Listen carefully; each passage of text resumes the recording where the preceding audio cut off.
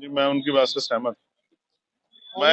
देखिए, जिन लोगों ने अलायंस बनाया, उनकी वार्ता हुई, आपस में बातचीत करके उन्होंने अलायंस बनाया, तो उनको चाहिए कि किसी दूसरे व्यक्ति पे टीका टिप्पणी ना करें। मायावती जी ने इंडिया गठबंधन की मीटिंग के ऊपर कहा है कि इस गठबंधन में जो शामिल नहीं है उनके ऊपर कोई टीका टिप्पणी ना की जाए। जय भीम, नमो बुधाय। तो आप लोग देखिए, चंद्रशेखर रावण भैया जी और मायावती जी के बारे में कुछ बोले हैं, तो आप लोग वीडियो को पूरा देखिएगा, तब समझ में आएगा। वीडियो में लगातार बने रहिएगा। जी, मैं उनकी बात से सहमत हूं। देखिए, जिन लोगों ने अलायंस बनाया, उनकी वार्ता हुई, आपस में बातचीत करके उन्होंने अलायंस बनाया, तो उनको चाहिए कि किसी दूसरे व्यक्ति पे टीका टिप्पणी ना करें। लोकतंत्र सबका अधिकार है, लोकतंत्र है, सबका अधिकार है। चुनाव लड़े ना लड़े, कितनी सीटों पे लड़े, ये उनका अपना मत है। कोई किसी के को लड़ा नहीं सकता, कोई किसी को रोक नहीं सकता। सबको अपने संवैधानिक अधिकार का प्रयोग करना है। तो मैं इस बात में बिल्कुल सहमत हूँ। मैं कहूंगा कि कोई किसी पे टीका टिप्पणी ना करे, और क्योंकि हर व्यक्ति लोकतंत्र में प्रयास कर रहा है कि भारतीय जनता पार्टी से मुक्ति मिले। जिस तरह के उनके शासन काल में अन्याय हो रहा है, एक अन्याय के खिलाफ आज हम यहाँ बिजनौर में भी लड़ रहे हैं, जिला कार्यालय पे, जिला अधिकारी कार्यालय पे। ये अन्याय बंद हो, इसलिए लोग भाजपा से मुक्ति चाहते हैं। उन्होंने कहा, जैसा उन्होंने कहा कि समाज राम गोपाल जी ने कहा कि हम मायावती जी को हमारी जरूरत नहीं है, हम तो चाहते हैं कि मायावती जी आ जाए। तो ये उनका अपना मामला है, मुझे जानकारी नहीं क्या टिप्पणी की है।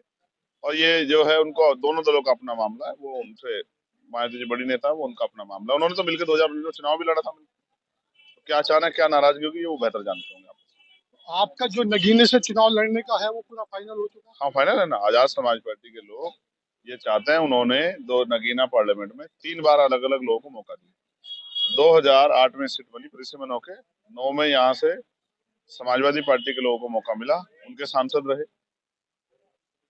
2014 में भारतीय जनता पार्टी के सांसद रहे, उनको मौका मिला। 2019 में समाजवादी बीएसपी आरएलडी गठबंधन के सांसद है। उन्होंने कितना काम किया, आप कभी जाओ। मैं तो पिछले बहुत दिन से घूम रहा हूँ। जब आदमी मोटरसाइकिल से निकलता है बाजार आने के लिए, तो जब बाजार आता है, ऐसा लगता है खेत में से काम करके आ। सड़कों का बुरा हाल है। कोई कॉलेज नहीं बने, नए कोई हॉस्पिटल नहीं बने, नई कोई जो है कोई इंडस्ट्रियल प्लांट नहीं लगा कि नौजवानों को रोजगार मिल जाता। किसानों की समस्या कभी सदन में नहीं पूछा गया। महंगाई, बेरोजगारी कमर तोड़ रही है। यहाँ 25-26 लोगों की जान गई गुलदार के हमले से। ये मामला सदन पे इस पे चर्चा होनी चाहिए थी। और वो परिवार बेबस लाचार है, जिनके परिवार में एक एक बच्चा था, उनकी जान चली गई।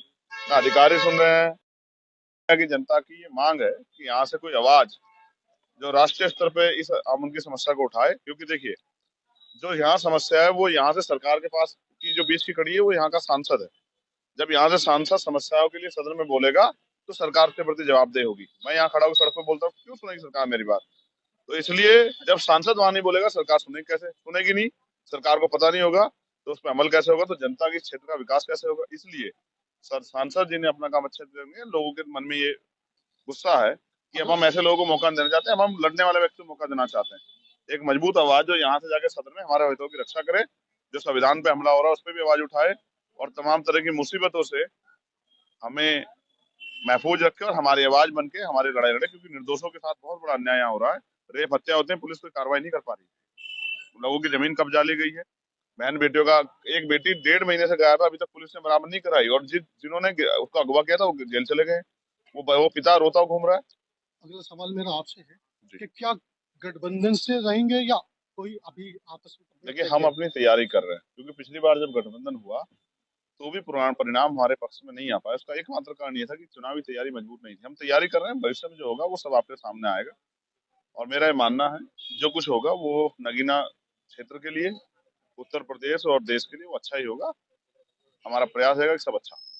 आपको लगता है इंडिया गठबंधन जो है बीजेपी को डिफीट दे सकता है, अगर उसमें सभी जो SC ST OBC माइनॉरिटी और जो न्याय पसंद सामान्य जाति के लोग हैं, अगर उनकी भागीदारी सही रही और उन्होंने मुद्दों की राजनीति की, वो बीजेपी के पीछ पे नहीं गए, बीजेपी के पीछ पे जाके ना खड़े हुए, बीजेपी की तरह राजनीति करने के बजाय अगर उन्होंने सामाजिक न्याय की राजनीति को आगे बढ़ाया, किसानों की, मजदूरों की, नौजवानों की, बेरोजगारी की, महंगाई की समस्या को उन्होंने मजबूत रखा, और जनता को विश्वास दिलाया कि बदलाव के बाद उनके जीवन में कुछ खुशहाली आएगी, तो शायद ये इस तरह के गठबंधन और लोगों के जुड़ने के बाद भाजपा को हरा सकता है। Thank you.